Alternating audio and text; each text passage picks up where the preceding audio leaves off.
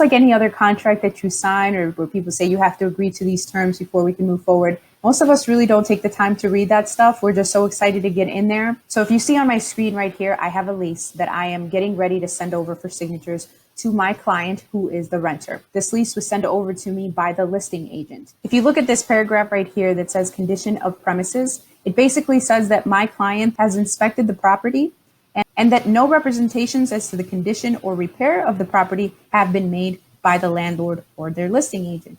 And I'm going to tell you why that should not be blank. No one wants to move into a rental and deal with the whole process of moving, but first have to clean the mess from the prior tenant who lived there, right? Now, when I showed this property to my client, it wasn't in the best condition that it could be as far as cleanliness. So the first thing that I have to do is pull up the listing information for this property that I'm talking about.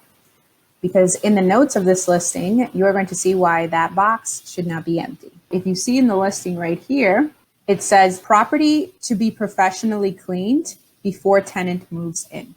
That is specifically in the description, which means that it should also be in the lease. Even though those words were in the listing, unless it's in this contract, it's not really legally binding for them to have to take care of it. They could just say, oh, well, we went and wiped it down a little bit and it looked good to us. But that's not what they said, right? So it's important that we add this text to the lease,